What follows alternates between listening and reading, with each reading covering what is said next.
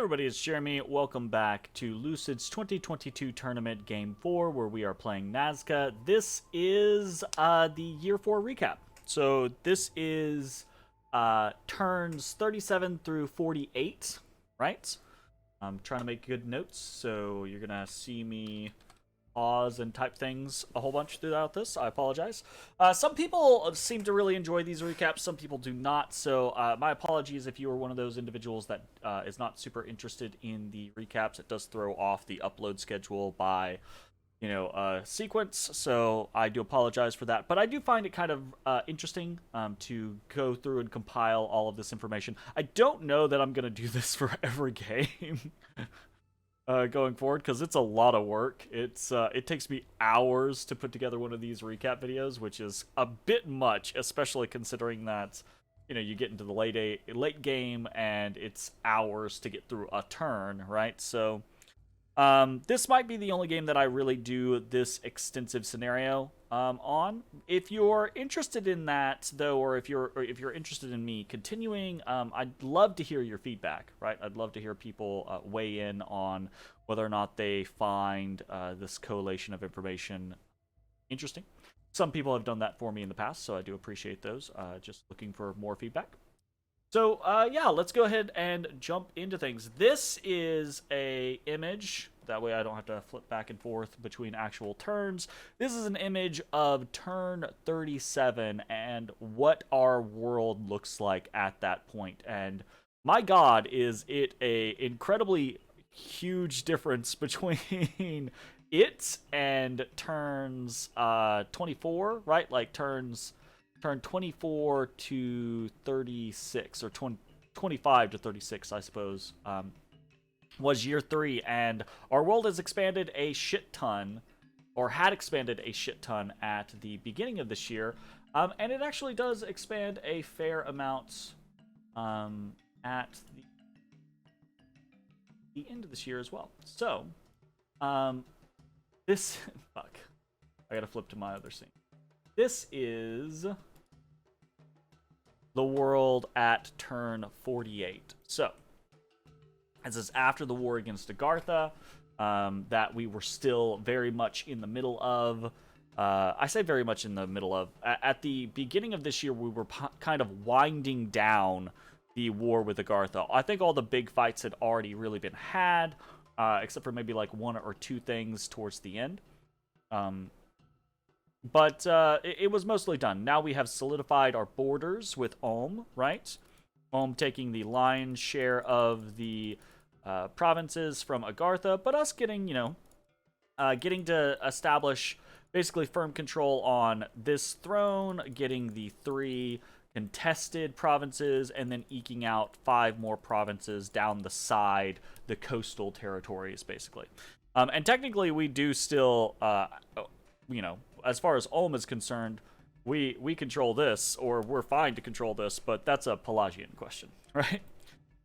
Right, so that's where the year started, was us establishing this, and as the year finishes, we have basically gone up and done the exact same thing on the Ashdod side of things, right? So, this is the Great Elf Coalition, or the results of the Great Elf Coalition. I'm gonna eat shit for this forever. The Great Betrayal against Jotunheim. Poor Jotunheim. And this has seen us grow. This has been the kind of like strategy that we have utilized to try to get ourselves back into the game in year 4, basically, right? Year 3, we were a minor annoyance, a minor nuisance, perhaps, right? I think we have upgraded, I think someone said, right, we upgraded to speed bump at this point, right? Where we're ending turn 4, we would be a speed bump in the road for someone like Ulm or Vanheim. So yeah, the plan is to kind of like move forward from there. But that's not this video. This video is just talking about what the last year has been. So, having kind of like recapped a general broad overview of what's been going on, let's actually go down the mechanics of things, shall we? So, starting off with growth and economy as our first section. this is going to be really simple, starting off with provinces. So let me take notes real quick. So provinces, we went from in turn 37, right? Turn 37, 20 provinces to turn 38. I hate flipping between. I'm going to do it as little as possible. 38, because the Dominions program, tangent, turn 48, 28 provinces. So we went from 20 provinces to 28 provinces. And that's actually not as good as, I mean, it's good, but it's not as good as we were hoping. And the reason for that is because we actually lost a couple of provinces. When we were at this 20 mark on turn 37, we actually had more provinces down in the Agartha territories. I was hoping to get away with, say, like Caves of Mira and Snowford. Really would have loved Snowford for the mine and the additional fire income, right? But we didn't negotiate very hard against Ulm. I say against Ulm, as if we're in some sort of conflict or anything like that. But I didn't want there to become a conflict, right? So I negotiated very,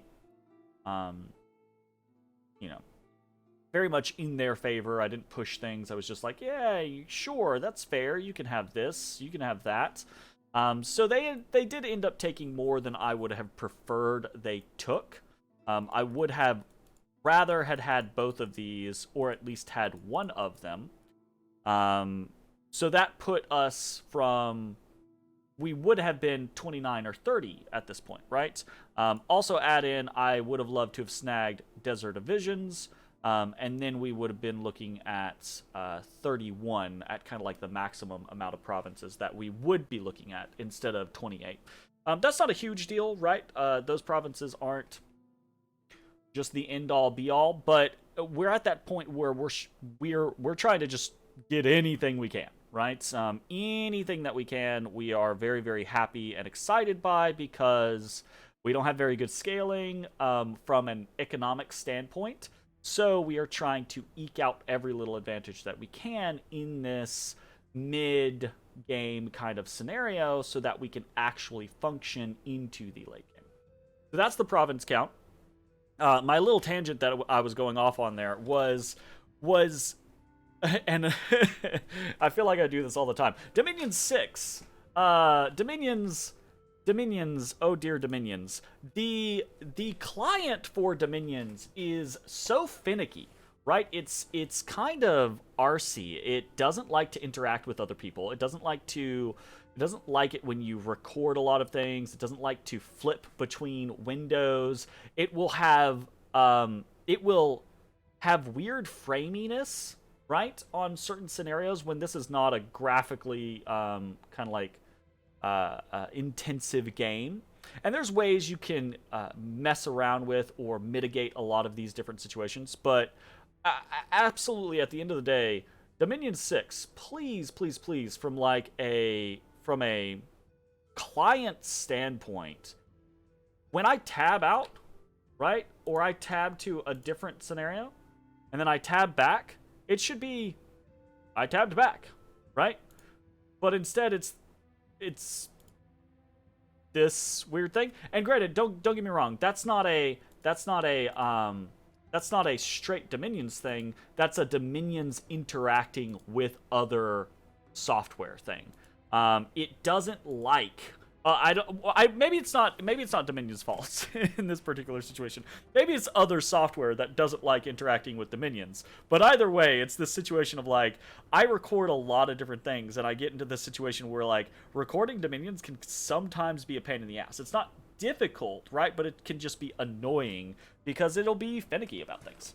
Anyways, more controls for like resolutions, for like window to full screen, for full screen window. Those types of things would be really, really cool, obviously, right?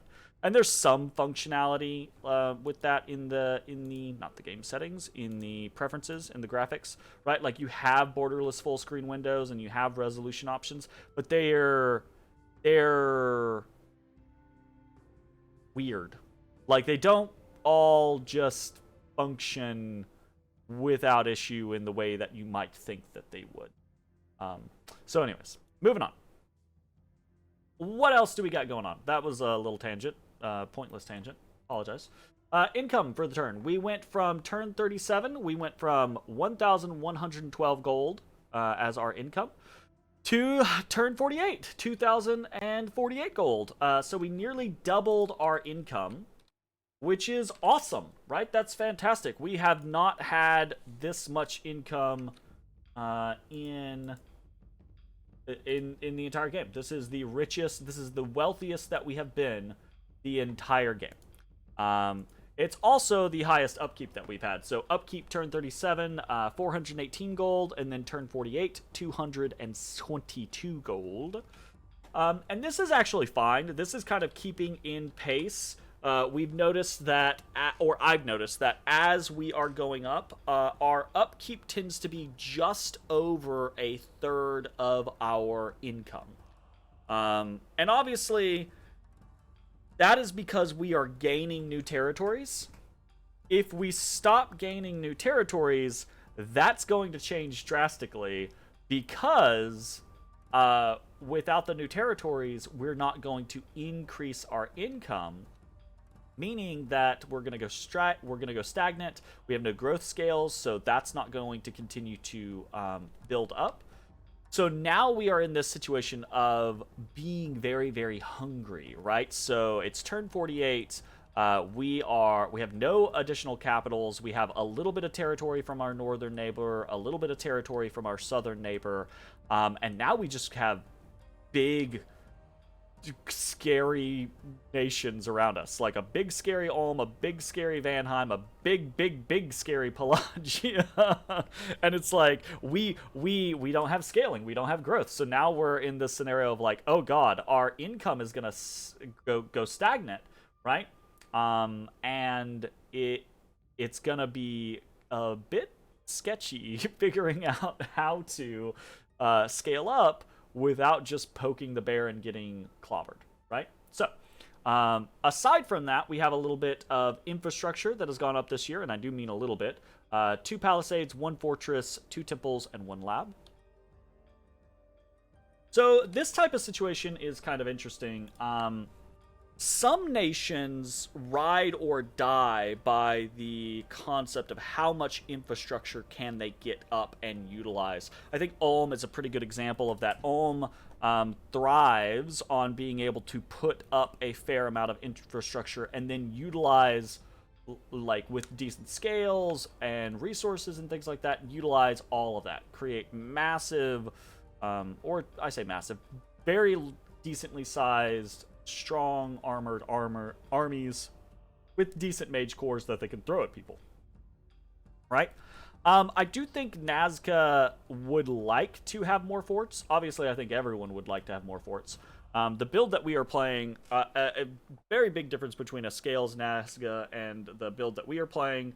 The build that we are playing wants to take forts from their enemies, and we have done that. We have taken Dutrandine, and we took Baral, so a good half-ish of our fortifications are from our enemies. If we were doing well, we would have probably another 3 forts up, probably something. I mean, we'd have the Mighty Pillars, right?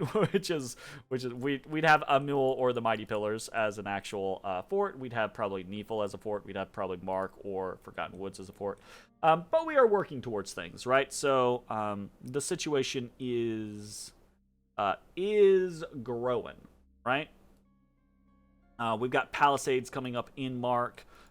We've got fortifications coming up in Olifa. So that we are making moves. It's just slower than what we would prefer. And that's really the growth and economy section. So we have seen another good burst of growth compared to the last year, right? First year, we expanded perfectly fine. Second year was the Great Collapse, the coalition, right? The Nazcan coalition. Year 3 was this weird clawing back into Agartha and pilfering like lands from Van and Ashdod because they were at war. And then now we've made this sneaky backdeal betrayal where we have taken old Ashdod Vanheim lands and are resolidifying ourselves as a minor power in in the game.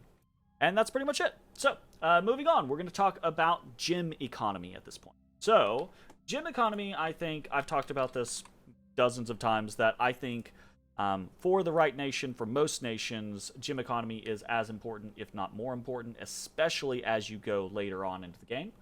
And so this is going to be a big deal, I think, as we talk about our actual gem income. So, kicking off our gem income at turn 37, we had, we're just going to go down the list, we had 3 fire, 3 air, 1 water, 5 earth, 7 astral, 5 death, 5 nature, and 6 blood income for a total of 35, right? And yeah, I know the blood doesn't really count as exactly, so I should probably be counting it separately, but I'm not actively blood hunting right now, and this is just passive income, so I'm just going to count it with the bulk of it for right now. If you don't like that, then just deduct it down to 29, whatever. It's not a big deal. So yeah, we started this year with 35 gem income per turn. That's not that great, right? In the start of year 4, that is not very good. It's not the most abysmal thing on the face of the planet, but it's clear that we haven't had the time to site search all of the things that we would want to have site searched throughout the game, right? And that is what it is. Not a lot that we can do about that, unfortunately. So, that being said, our end of turn or end of year 4 is much improved. So, and we thought it would be, right? So turn 48. Let me go ahead and jot this down. Turn 48. We've got Fire 3, Air 9, Water 4, Earth 11, Astral 12, Death 8, Nature 7, and Blood 6 still. So this is a jump from 35 per turn to 60 per turn. So we've almost doubled our gem income just in the last year. And that's entirely off the back of the fact that we have been able to site search a bunch, right? We've been remote site searching pretty heavily for the last half of this year, and that has achieved a couple things. But not only that, we took additional lands, right? Taking the lands from Ashdod that was already partially site searched. We got a couple of pretty nice things there. So those two things have compounded to give us a lot of income. And 60 per turn at turn 48, I'm pretty happy with, right? Obviously, we would want more. And we would prefer more in some... We've got a weird spread, but it's not a bad spread, necessarily. Obviously, we would want some more fire as we're going kind of into that mid to late game situation. We've got a decent amount of air. Not a crazy amount, but a decent amount of air. We're actually pretty high up on Earth and Astral. The Astral is pretty nice. If we can get some more Astral, that might actually lead to something pretty big. The Earth is okay. Earth, I find to be one of those situations of into the late game, you start to run into scenarios of what the fuck am I going to use all this Earth for? But we are a nation that can use Earth. So it's kind of okay. I'm kind of all right having all of the Earth that we have. So very, very interesting, I think. Pretty excited to see. I'm hoping the next year we're going to polish off all the site searching that we have happening. And I'm hoping that we're going to hit that 80-ish mark. And I think if we do, we'll actually be okay, right? I think going into at that point, we'll be in the late mid, early late kind of game. And I do think 80 gems per turn is definitely doable without any globals or anything like that. Definitely doable, right? For what you can accomplish into the mid to late game. So Pretty interested as far as that goes. Gonna cover real quick our gem bank, just talking about where we were on turn 37 versus where we are on turn 48. So just going down the list real quick, we've got put this down. We've got fire. We went from 18 to 24.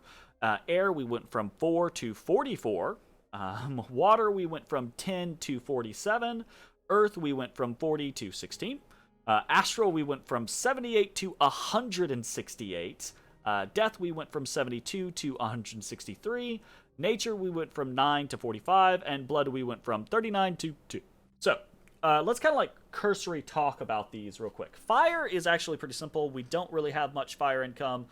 We are using our fire income kind of as quickly as we can get through it.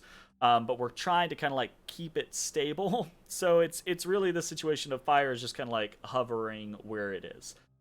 Air, we have stopped pumping out condors because they're just not as necessary now. Condors are still going to be valuable as we go into the late game. They still take our bless, right? So that's still useful. They're still very, very good patrollers. They're still very good at cracking forts. Right, so still useful things, still probably going to make use of them, summon them on the occasion, just not something where it's like, oh, we got to do this every single chance we get, let's go, right? Not necessary. Which means that we get to kind of bank some of those air gems that we've suddenly got our hands on, right? This 9 air income. And that means we might be able to do some things later on. There are a lot of air nations, so I don't know that we'll be able to make a play for things like air elemental royalty, right? But maybe, right? Maybe we'll be able to snag like 1 or 2 of them or something like that. That would be pretty cool. The water is just, we've suddenly started to accrue water.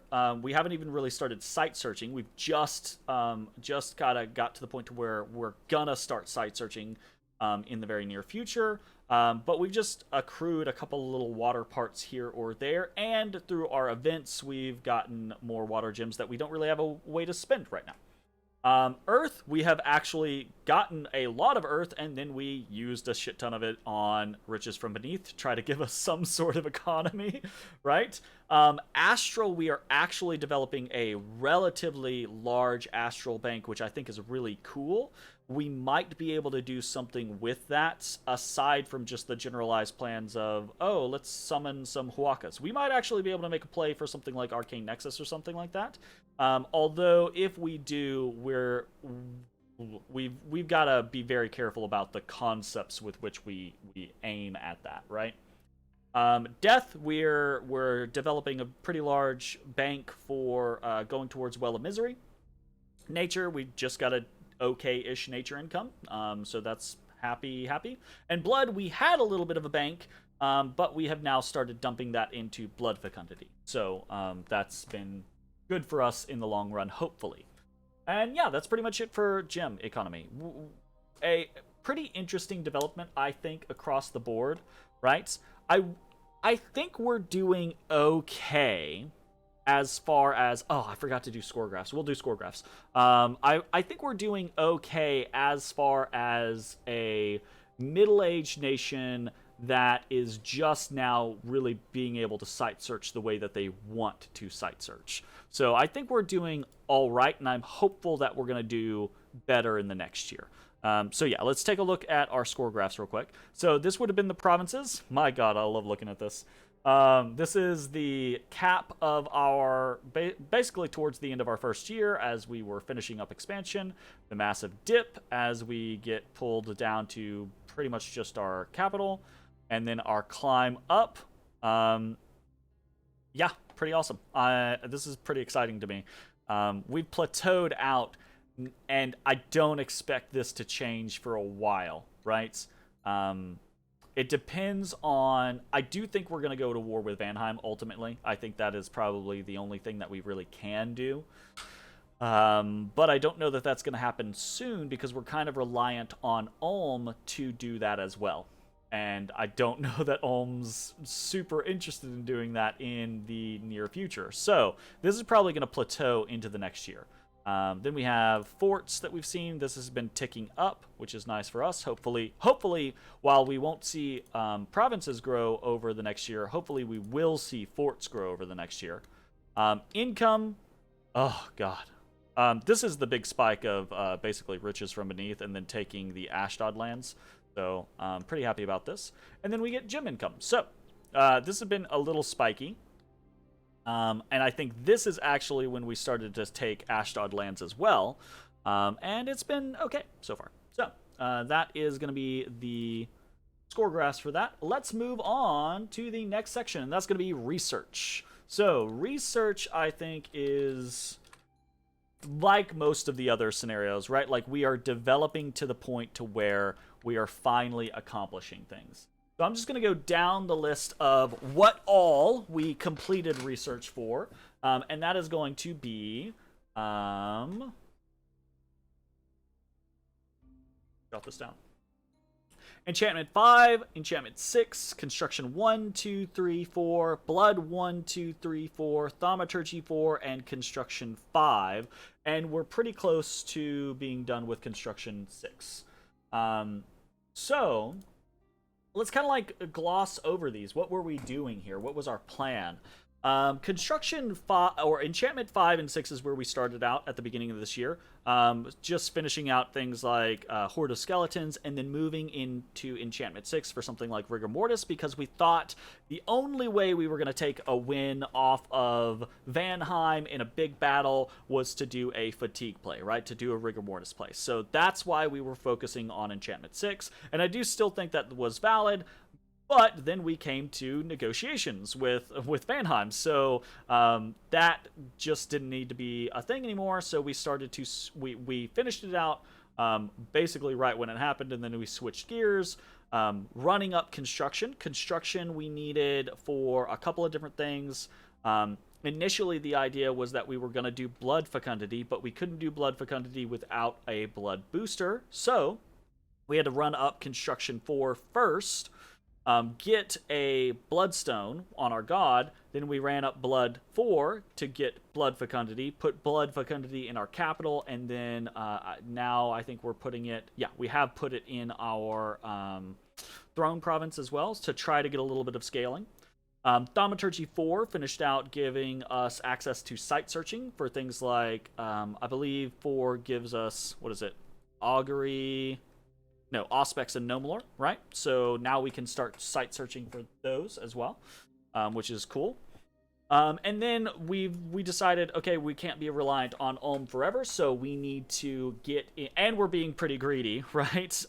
We need to go into Construction 6 to be able to produce our own lightless lanterns and things like that, so that we can scale up our research as we need, right? So that's kind of been the flow of the research for this year. Total research now, as it stands, is... let me actually write this down real quick. We've got total research 9,115. Last year, we researched 1,945. This year, we researched 5,084. So we over doubled the amount of total research that we had done and the amount of research that we did in a single year, right? So absolutely we're trying to fire on all cylinders with our research. We are still it's turn 48, right? And we're at 461. So turn 48 research, 461. We are 500 research below where we would want to be, right? We would totally want to be at the scenario where we're close to 1,000 research per turn. It's gonna take us another year to get to that point, at least, right? This is a combination of being set back and just a combination of the scales that we chose. Taking Drain 3 is incredibly punitive when trying to scale up your research in the late game, and we knew this was going to be like this. We did it because we didn't expect to survive this long in the game, right? The same reason why we didn't take growth, we took luck instead, is because we might have gotten lucky and gotten some fun, neat events in the first year or two and then died, right? That was the idea, but then we didn't die, right? So we took this scenario where we couldn't scale with growth, and we... without magic, it's hard to scale in research. So now we're just negative scaling, and it's real tough. But it is still one of those situations of the longer the game goes, the more likely we're able to get back in the game, right? It's the concept of there are caps, right? Once every nation has researched all the level 9s, like even before then, once most nations have researched a couple of 7s and a couple of 8s, maybe a 9 or 2, they're basically really done with research. Everything after that is just luxury, right? So once everyone else hits that threshold, which people are starting to hit close to that threshold, right? People have 7s, a couple of people are starting to get into 8s and 9s, I would assume, right? After that point, their research matters less and less and less to them. Again, luxury items, still important things potentially, but they don't matter as much. Since people are starting to get to that point to where they have those big ticket items, and we're playing catch up, obviously we're at a deficit, right? Like, we have a problem being able to try to face off against Vanheim, for example, right? Because we don't have the combat magic that we would need to do that. But the longer this game goes, if it goes another year for us, if it goes another 2 years for us, then that advantage is going to start to disappear, right? Because we will hit some 7s. We will get to like an 8 or a 9. And at that point, it starts to not matter. It doesn't matter that they've been ahead of us in research for, 40 turns as much. It can still matter a little bit depending on what they're doing with it, right? But in a singular battle, when it comes to being able to cast buffs or debuffs or things like that, it doesn't matter as much, right? So that's the goal. The goal is to continue to try to scale up our research and get to that point to where we have mitigated the issues that our early game has caused us. And yeah, that's it. That's pretty much the plan for research. And as you can see, kind of like this is probably what the next year is going to be, right? We're going to finish off Construction 6 next turn, and then we're going to run up Conjuration 8 to get to Well of Misery, to get to Summon Huakas, Summon Zupayas, to get to Elemental Royalty, to get to things like fairy queens and other individuals that we can kind of diversify our casting with. So that's the big plan there. What else do we have going on? We've got recruitment. Okay, so recruitment is a fun little section. It's neat to see recruitment versus last turn type scenario. I'll talk about that. We don't really have a comparative list or anything like that. I'm just going to go down the commanders, or down the units, starting with commanders.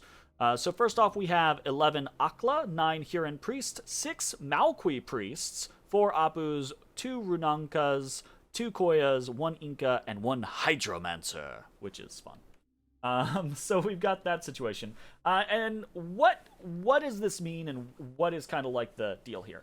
Well, I will say, compared to last year, this is a much tighter spread of commanders. We had a lot more random commanders, throw in some Apusquipes, throw in some scouts, throw in some random indie commanders and things like that. We don't have nearly as much of that going on because now we have a narrowed focus of what we require. In the beginning, it was kind of like a piecemeal, take anything and everything that we can. Right now, it's we know exactly what we need, and we're going to try to only take those things. So, Aklas. Why we have so many Aklas? Because we're trying to have research monkeys, right? We make a lightless lantern or get one from home. Need an Akla to carry that. Make as many of those as we can. Get that research up, keep going. Huron Priests, right? Huron Priests are our best combat mages. We're very happy to have those. We want more of them, right? Malqui Priests. We've actually started to recruit Malqui Priests. I think this is the first time that we have recruited Malqui Priests in the game so far, right? And the exact reason why we want those is because we want to start generating long dead hordes, right? So every Malqui Priest that we're recruiting, we are turning into a reanimator. Going that route, right? And then a lot of the others going down the list are just supplemental leaders or casters for specific things. And then we get to the Hydromancer, which is a special mage that we're getting off of this throne, and we're probably just going to produce a Hydromancer every single turn for the rest. Not every single turn, every other turn for the rest of the game, because it's a 3 water caster, and that's pretty good for us. And that also is something that we're going to need as many of as we can if we're ever going to take on Pelagia, which I don't know if that's ever going to happen. So that is kind of the situation with the commanders. Units. Same as the commanders, kind of a much smaller list. Just as many created or recruited, right? But smaller on how many, right? So 46 Alkak Runa archers, 45 Sun Guard, 22 heavy infantry, and 10 Cynocephalian warriors. Same situation there, basically, right? Like, as we have gotten to the point to where we understand exactly what we need, we're no longer struggling. It's no longer, oh my god, throw everything and the kitchen sink at what we're trying to deal with. We're able to narrow down exactly, okay, we want these specific things. This is why we're going to recruit these things, etc., etc. And most of that has been the leading up to the point where we're going to fight against Vanheim. We recruited a lot of archers for the chance of breaking glamours and things like that, right? Chance of maybe Vanheim not anticipating a flaming arrows scenario, and maybe we're able to pop a bunch of Einhairs or something like that in a big fight. Could be cool. And then the heavy infantry and the Sino warriors are just supplementing, needing some sort of force to hold a line, basically, in front of us. And then the Sun Guards are probably the... I don't know that we're going to recruit very many more basic units going for the rest of the game, right? We don't really have much of a reason for wanting archers or heavy infantry or things like that other than holding a gate, so maybe we'll pop some in a particular fort that we think is going to be under threat. But for the most part, it's going to be summoned units or free spawn or things like that going forward. Except for our Sun Guard. We are going to be producing Sun Guard every single turn for the rest of the game as best we can, because Sun Guard actually are going to be important for scaling us into the late game against undead threats and demonic threats, right? Because they have that Sun Mace that deals times 3 damage to undead and devils. So we want that. And they're sacreds. They take or bless, right? So really big deal. Sun Guard, we actually, we upgraded from being able to produce 4 Sun Guard to being able to produce 5 Sun Guard this year, so that's actually exciting. It doesn't seem like a big deal, but in a single year, that's an extra 12 Sun Guard, and if you look at the fact that we've only produced 45 Sun Guard this turn, if we're getting an extra 12, right, then that actually matters. That's not an insignificant number. So that's pretty cool. Happy about that. So yeah, moving from regular recruitment into Nazcan recruitment. And this is where things, I think, are getting fun this year. So to start off, we have a couple of mummifications. So mummifications are when we lose a Nazcan-specific commander that has the mummification tag, right? And this year we lost a couple. So mummifications, we got 3 Malqui priests and 3 Malquis. Now, we don't really particularly care about the Malquis. Malquis we've used in the past, but again, the Malqui priests are relatively new for us to be able to use in this game because we haven't been killing off Huron priests, and we haven't been recruiting Malqui priests until this year. So we've got a little bit of a combination of both this year, where we are recruiting and have gotten some Huron priests killed, recruiting some Malqui priests and gotten some Huron priests killed. And now we actually have a little core of Malqui priests that are summoning Long Dead for us, and that's very, very exciting. So, moving on to Long Dead, right? So, Long Dead, we have generated, this year, we have generated 217, or reanimated 217 Long Dead, which is really cool, I think. Very, very, very excited about that situation. Now, that is still on the low end. We want to get to the point to where we're reanimating 100 plus every turn, not 200 in a year, right? That's going to take us a while to get to. We don't want to overload our upkeep, but it is something that we are very focused on moving towards, right? Our ability to kind of do things in the late game is going to be defined by how much free spawn can we generate. So I think we're just now, I think down here is where we're really starting to get the majority of them. We got a couple working up here as well, right? So, and we've got some stacks in the capital. So we're pretty strewn about right now with how much chaff we have generated from the Long Dead. That's going to scale up. We're going to get more Malqui priests. We're going to get more fort locations. We're going to have more Malqui priests in those fort locations. We're probably going to produce things like, let's take a look at this Amulet of the Dead, right? So this will increase the amount of reanimated Long Dead by 2, right? Taking them from 7 to 9, which absolutely matters. But we're probably not going to do this until after we get Well of Misery going, right? Because we don't want to impact our bank for Well of Misery.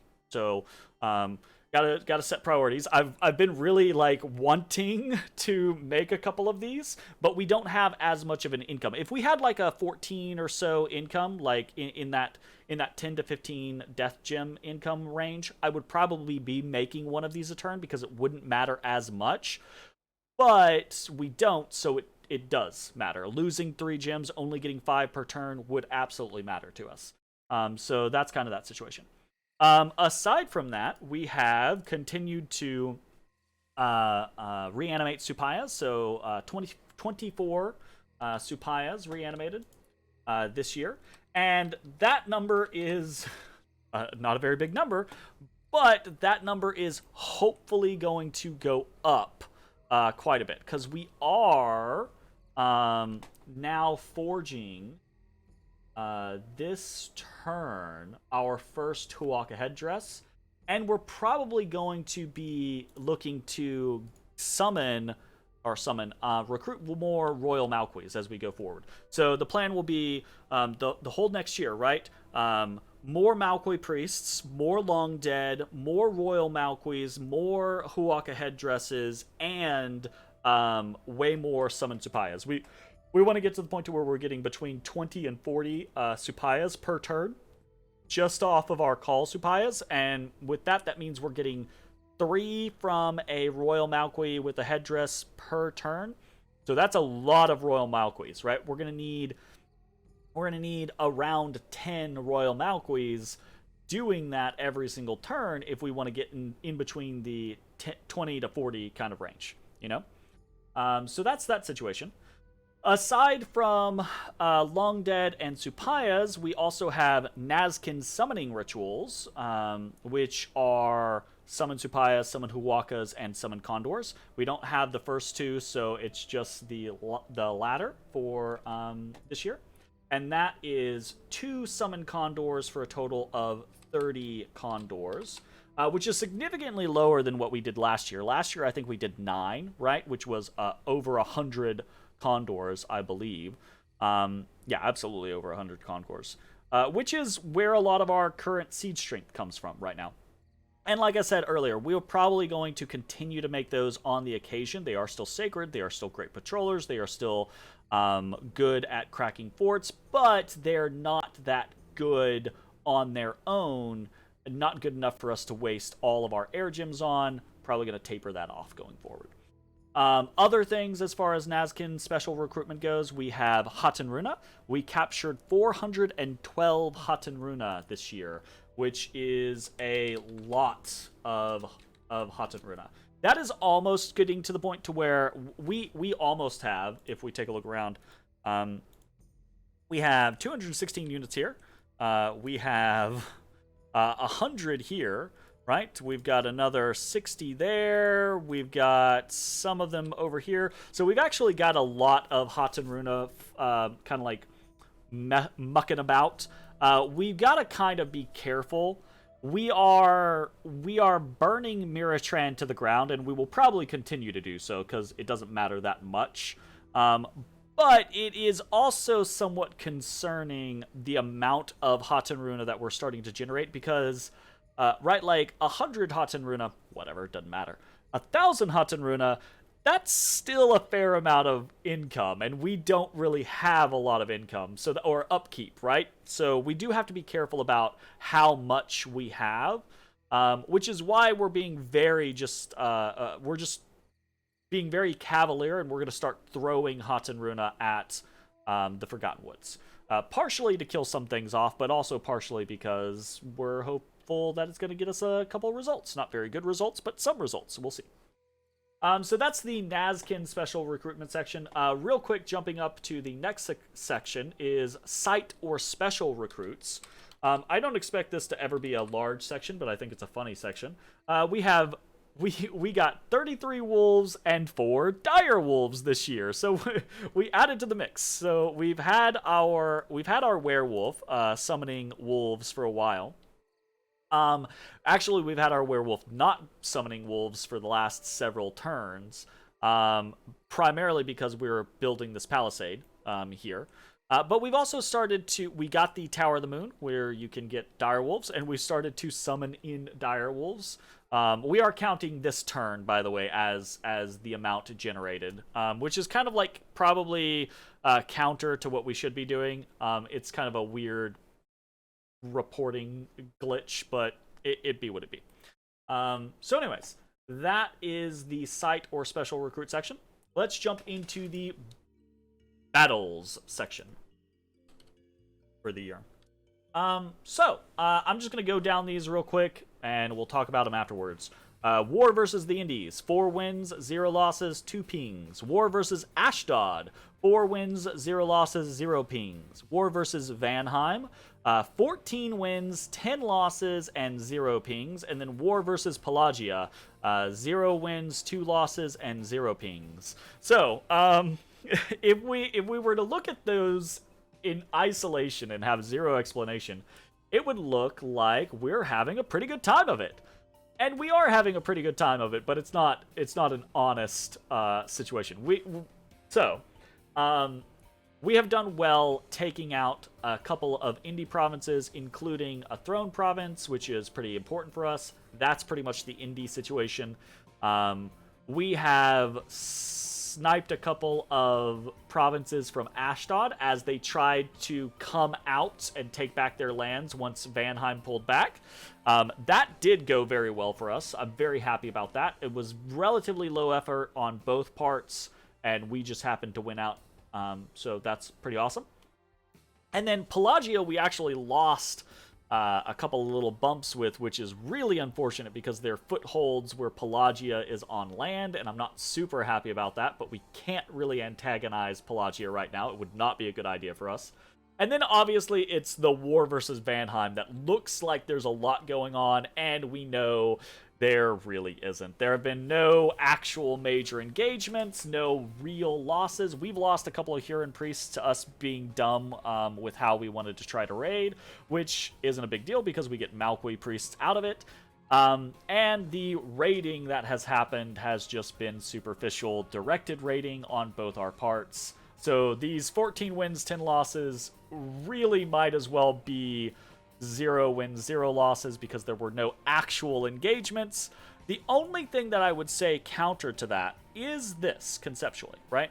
When we started this war against Vanheim, the idea was to prevent Vanheim from getting too big. They'd stomped Ashdod, right? They were gonna be a 2-cap Vanheim, and they were clearly playing very well, and that was scary, right? So mission has been slightly accomplished in the fact that we took the Ashdod lands away from them, meaning that they no longer have the income from 1, 2, 3, 4, 5, 6 provinces, plus these provinces that Ulm took from them.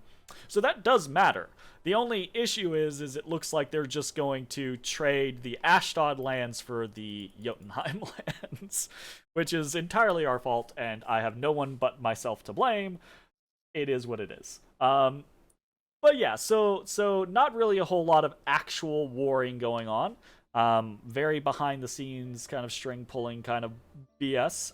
And that has resulted in, if we go to the biggest loss, biggest win section, there not really being a lot to report on here. So, biggest loss, we didn't really have one, right?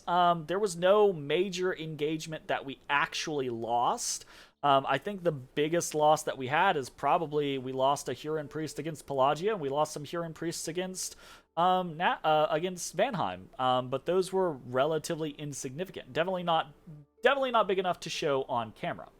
And the biggest win that we actually have is an indie win, right? It's the battle against the indies at Olifa, at the Throne of Water, right? So, there you go. Have fun.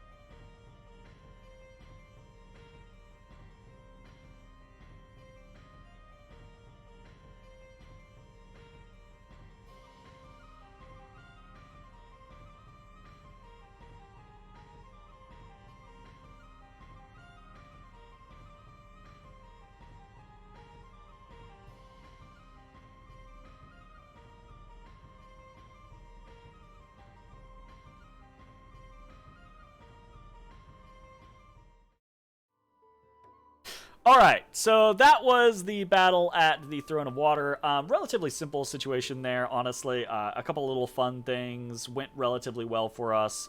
I think we probably could have done that quite a bit earlier, but you know, the concern over fighting against Vanheim, and then the last minute deal, and then the wanting to hit as much territory from the old Vanheim situation to get as much for us as we could. It really pushed off the focus on getting that throne. But now we have that throne. Now we're very excited about it. So should be cool. Other things that I wanted to report in this section, the battles section, and I'm expecting to have more of this to report in the future, but this is remote attacks. So very few things to actually talk about here, but we were mind hunted twice. We have 0 wins and 2 losses versus mind hunts. We did not resist any of them. Our poor scouts got every single time, and relatively inconsequential, but in the future, this might turn into us reporting on, oh, we were mind hunted 17 times and we won 6 of them, you know. So those might be more interesting statistics later on. I don't want to ignore them now when they might add to overall statistics in the future. And that's pretty much it. Moving on, we have events for the turn. So events we have for the turn, for the year, we have 4 negative events and 21 positive events. Which is fucking dope. That's awesome. I love the feeling. I actually hate getting the 4 negative events, but the 21 positive events is awesome. Very excited about that. We've gotten a lot out of this. Let's go over the negative events first, real quick. So, negative events, 52, 40. Negative events, we have Packwood's Unrest plus 40. Ugh, that sucks. Mark Unrest plus 11. Ugh. Mark Turmoil plus 3. Centennia Dominion minus 2. And we got an Akla Cursed. Honestly, not that bad, truth be told. On the scale of how bad are those negative events, none of those are bogus comes and takes your fucking capital. None of those are you lost, just not even fought for it, you just straight lost a province. So pretty excited about that. No massively major horrible events there. That plus 40 unrest in Packwoods is a little rough, but not that big of a deal. If it had been 40 unrest on our capital or something, that would have been a shitty turn, but it's mostly fine. And then we have positive events. We have a lot of positive events, so I'm going to break this down into sections, okay? So positive events for just random province stuff. All right. That is going to be Royal Green. The population went up several times for a total of 730. The income went up several times for a total of 3. And those are all rebirth events. Baral income went up plus 10. Austin Glen income plus 5. Forest of Pine unrest went down 11. And Old Man Mountain's unrest went down 10. So nothing there that's just like, oh my god, this is fantastic. But a couple of province income events are pretty nice, right? So, I think total we have plus 18 income per turn off of those events, which is not that big of a deal, but over the course of 10 turns, that's 180 gold. That's, that's almost a Huron priest, basically, so it's something. It's not a lot of something, but it's something. It is what it is. And then we have some other stuff. We have special sites. So, special sites from positive events. In Neefel, we got a copper mine. In Mark, we got a gold mine. And in Miratrand, we got a lab. I don't really care about the lab too terribly much, right? So if we take a look down here in Miratrand, we got a laboratory. Whatever, it's not that big of a deal. But the copper mine, also not that big of a deal. Where's Neefel? Neefel is... Fuck. I click on the wrong place? Did we lose Neefel? Am I going crazy? No, it's right there. I just clicked it. I clicked that like 3 times and did not recognize it as Neefel. Copper mine's not that big of a deal, 20 gold. But because of our riches from beneath, that does increase as we get our Dominion in there. So I'm hopeful that that's going to make us some more money. The gold mine in Mark actually makes us quite a bit of money, because this is like 120 gold, basically. This is almost the entirety of the income for Mark, so that's actually a big deal. And then we get to the really fun stuff. So this is going to be the gold and gems section, right? So 56, 20. We got gold plus 1,622. We got fire gems 11. We got air plus 12. We got water plus 18. Earth plus 29. Astral plus 7. Death plus 8. Nature plus 9. Blood plus 7. And that's a total of 101 extra gems. That's fantastic. Obviously, right, the gold situation, we would be making more money if we had growth than if we had luck 3. I've talked about that multiple times. Why did we take luck 3 instead of growth? We expected to die by turn 20. We were hoping that we were going to get a couple nice luck events that would keep us in the game, or allow us to combat people and throw some punches as we're going down. And instead, we remained in the game somehow. So, I regret not taking growth. It sucks. It's real unfortunate, but it is what it is, right? So, getting this gold, the supplemental income, is vital to us. Every time we get a big gold event, even a small gold event, it allows us the flexibility to do more things that we would like to do. The gem income, on the other hand, is great. Very happy about that. An extra 101 gems is, right, it's almost 2 turns worth of gems, depending on where we were in this year, right? From 35 to, actually, it's almost 3 times the number of gems, 3 turns worth of gems, depending on where we're at in the year. So that's really important. The spread that we've gotten has been a little weird. We have gotten a lot of water and earth gems this year, but it actually kind of worked out, I guess, for the whole earth gem scenario, because we did need a lot of earth gems for the whole riches from beneath play that we were doing. And that actually, we got gems, like, at the right time to be able to hit beats. And that was pretty awesome. So, pretty happy about that. And then the last little section that we're going to have here for the events is going to be items. So, we got a mirror armor and a great sword of sharpness this year. Not a big deal. Nice to have those. Happy to have them, but nothing super exciting like a skull face or you know, something like that. But it is what it is. Let's move on to the ritual section. So, rituals for the year. We've got a couple. Actually, we don't have that many. We have way more than we had last year, obviously, right? Because we're able to cast more things now. But we don't have, like, a lot of crazy things going on. Most of this is site searching and then a couple of other things. So, we're just going to go down the list. Site searching first.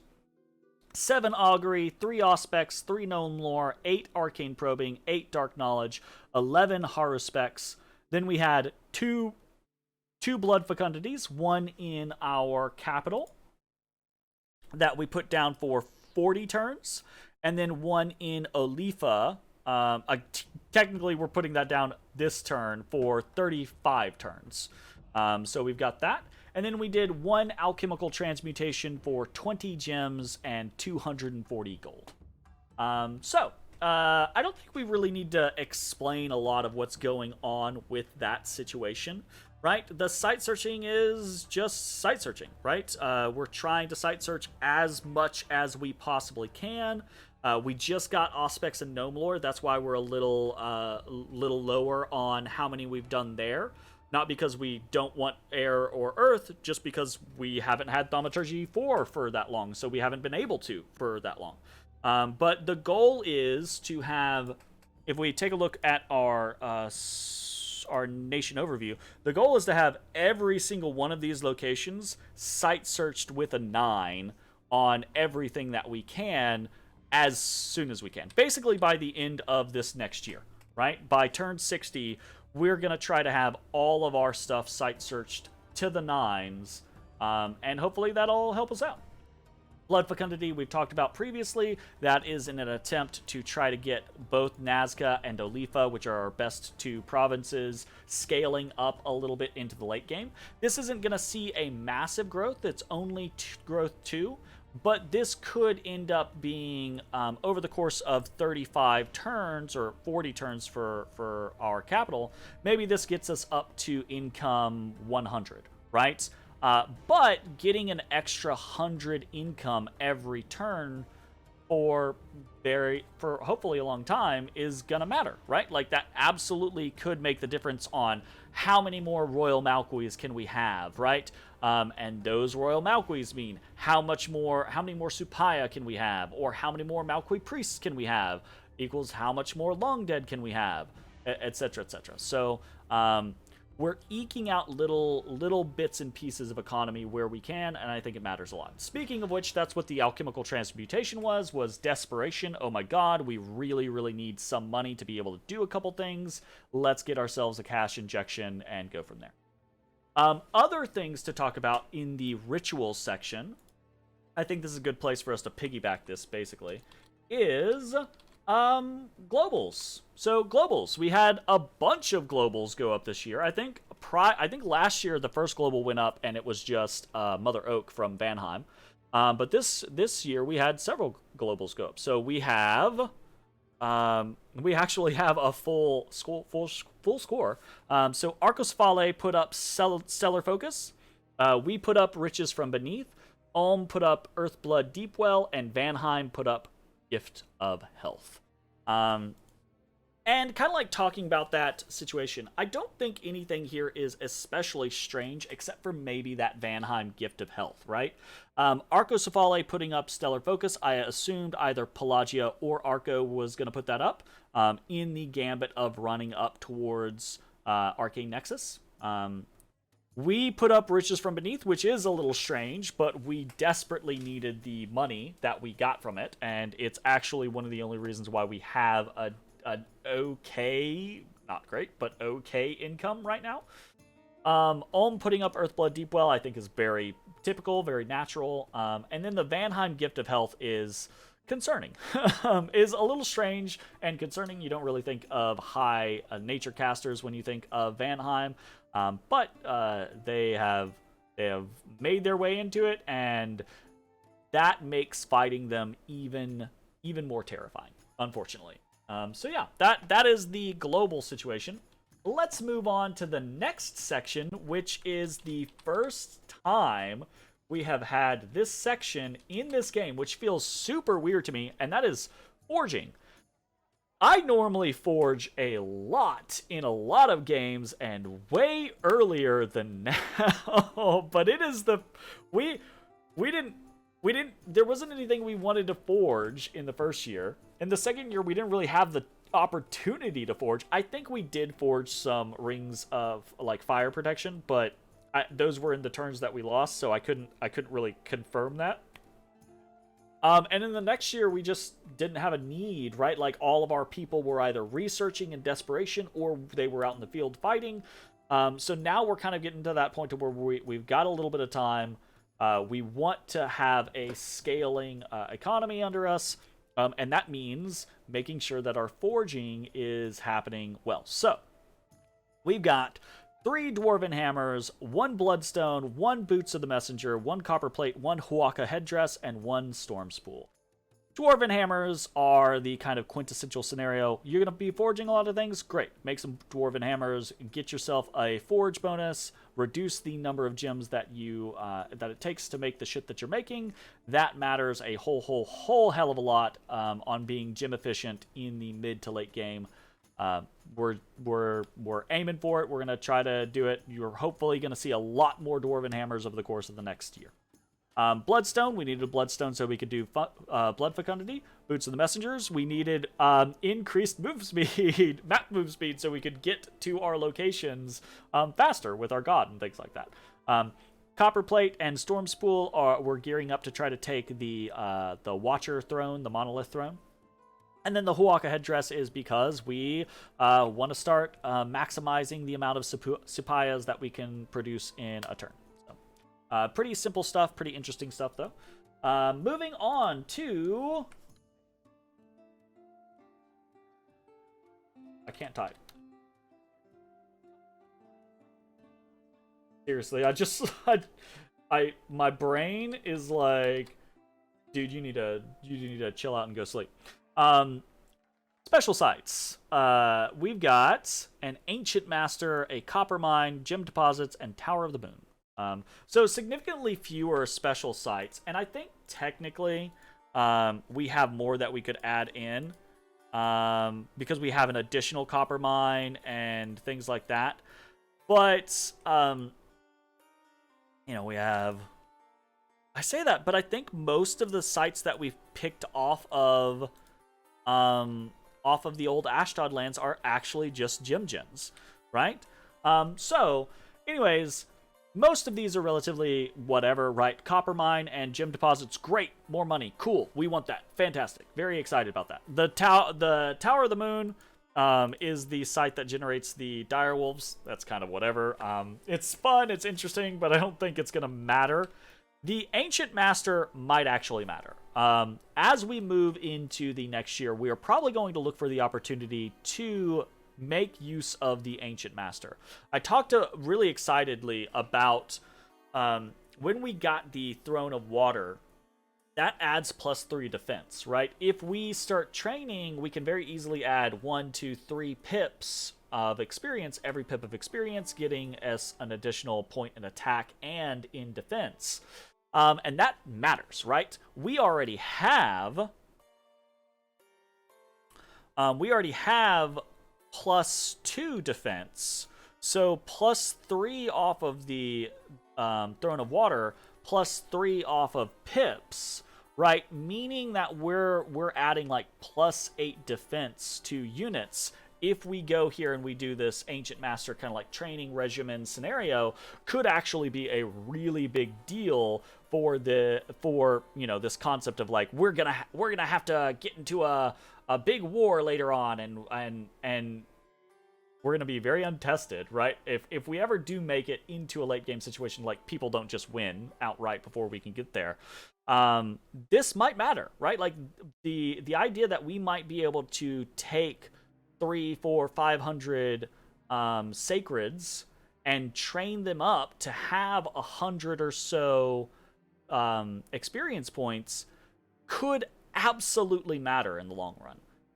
So this site is actually really cool. I don't know if it's like the greatest thing on the face of the planet, but I'm actually really interested in messing around with it and seeing what it does for us in the long run. So there's that.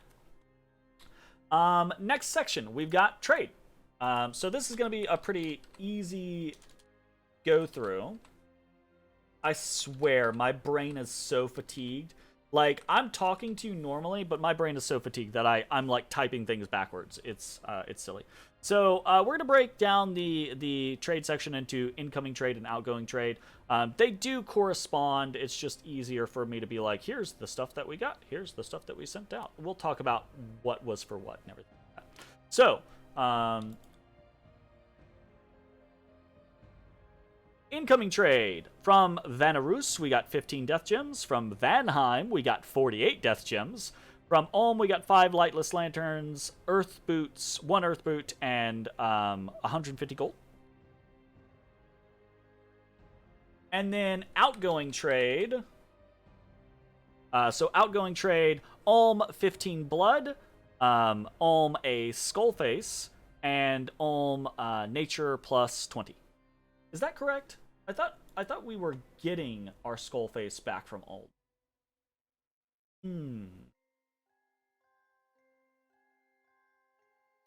Let me double check this real quick. I think this might actually be wrong information.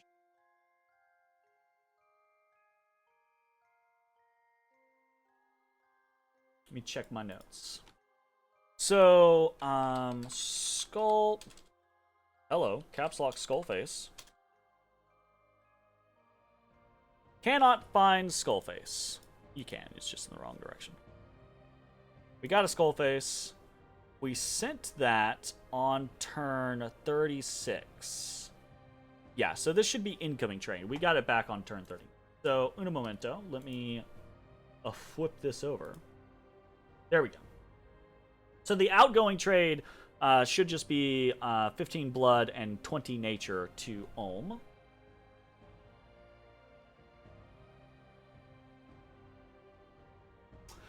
So, what happened here? The Vanarus 15 deaths came at the tail end of last year. That was the payment for some nature gems, I think, that we sent their way. It was either nature or water or something like that.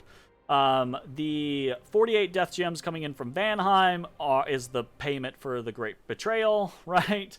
And then the exchanges from Ulm are where we're actually getting into real trades, right? So some nature gems for some lightless lanterns. We sent some blood gems over for some earth boots, and etc., basically. So not as much trade as we did in the last year. And honestly, I don't know that we'll do as much trade going forward, right? We're kind of hitting that point in the game where more trade that you do is specifically targeted, right? Like, oh my god, I absolutely need, what do you need, right? Like people are starting to get to that point where trade is less free and it's more because we're all competitors now, right? Or competitors now. We're all, it's to the point to where the game might end in the near future, so people are more stingy about what they're willing to trade and the rates at which they're willing to trade them.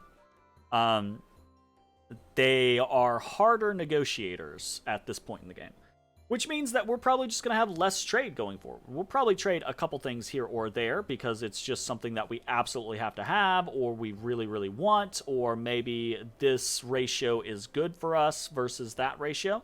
But for the most part, probably trade is towards the way out. Maybe we'll have a couple more dealings with Ulm. We're still very open and friendly with them. It's perfectly fine.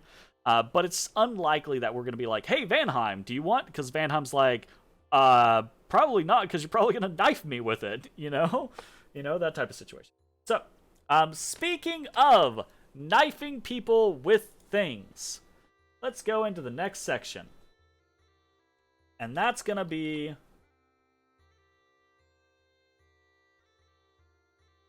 diplomacy. Okay, so diplomacy for this year, we have the Great Elf Coalition.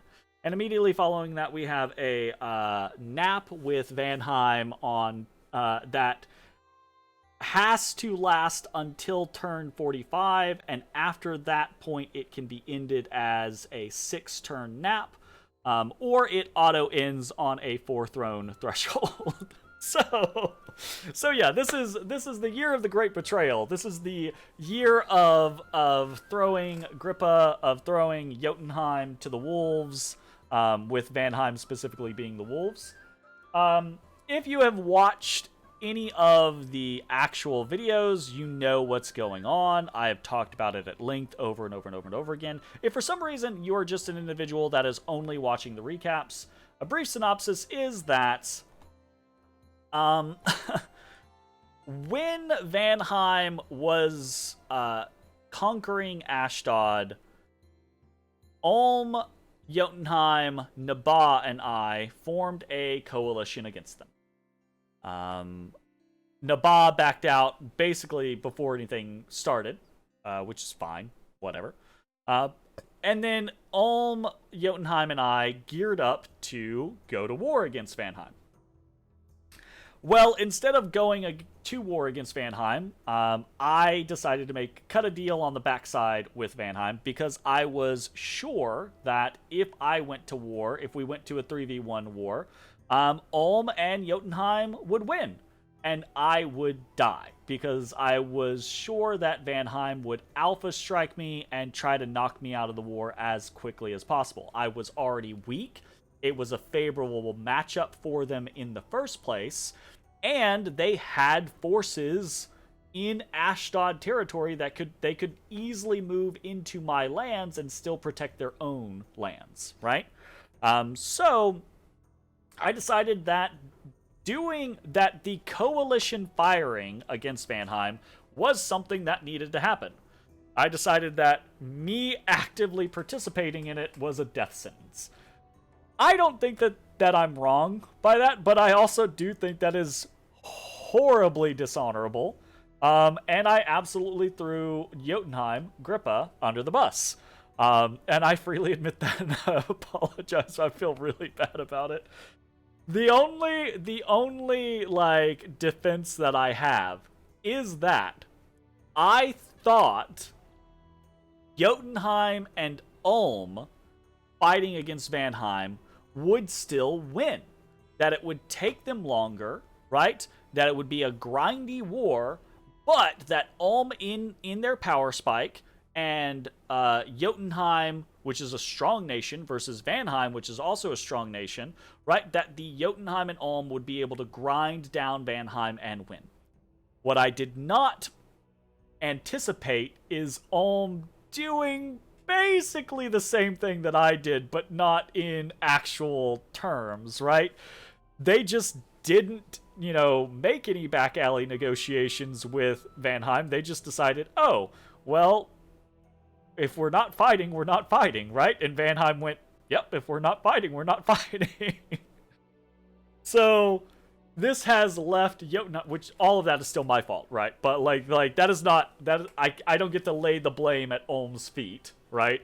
I still actively chose to betray Jotunheim.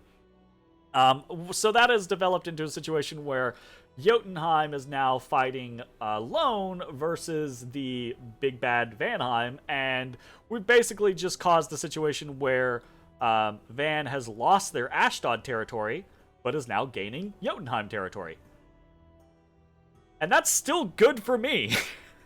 Like, at the end of the day, I do feel bad about it, right? It's very dishonorable. I definitely deserve, if I'm ever in a game with Grippa again, I expect and deserve to be kicked in the face, and will absolutely take it without any complaints. That is perfectly fine.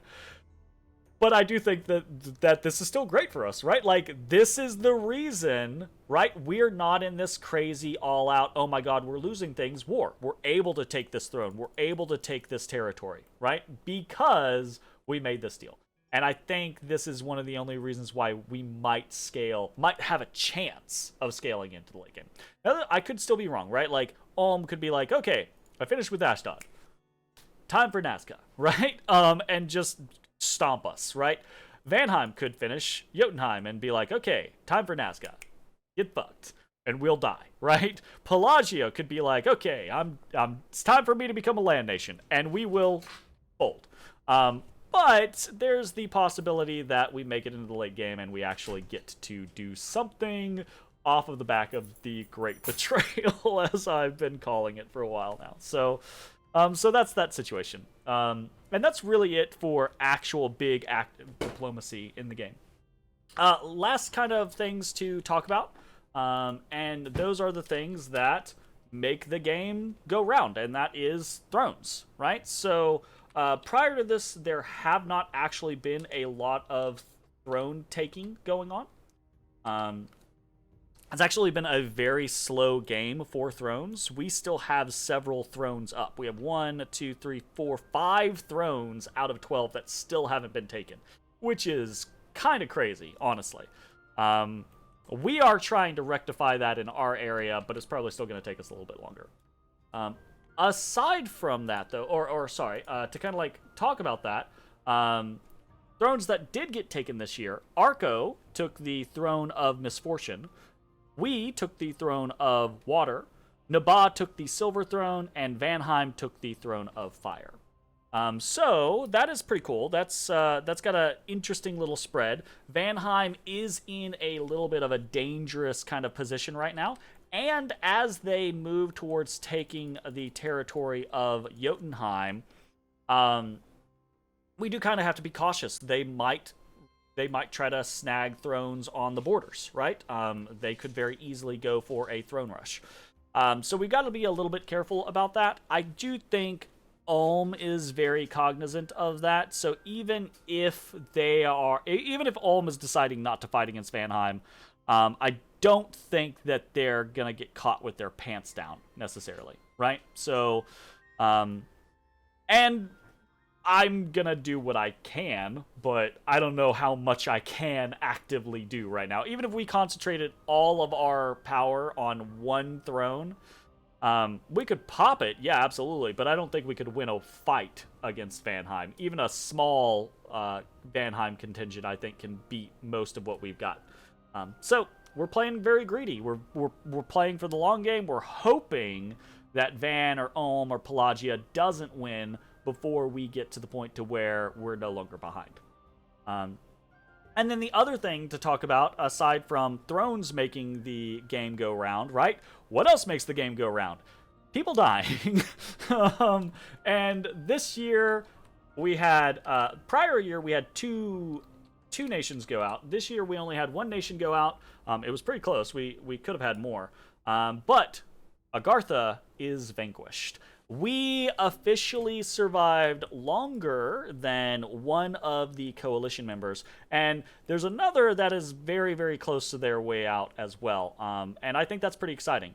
Now we just got to figure out how to put Vanheim in the ground. Although Vanheim I don't really blame for attacking me, but they did attack me, and that's what matters. So yeah, that is the year 4 recap. That is basically everything that has happened in year 4, and it's kind of crazy. I didn't check all the score graphs again. So here's our research, kind of whatever. Here's our Dominion, kind of whatever. Armor size, ascension points. This is one of the reasons why these are very interesting in comparison to other nations. They're not super interesting to look at in a vacuum, right? Because it's kind of like, okay, maybe that's good. But these other ones are interesting to look at on their own, right? What is interesting, I think, is how far we fell in year 2, and the fact that we're actually not doing bad in year 4. All things considered, right? If this was just a regular game, and we had not been confined to our capital for multiple turns in year 2, if this was just a regular game, I would be like, we're doing shit.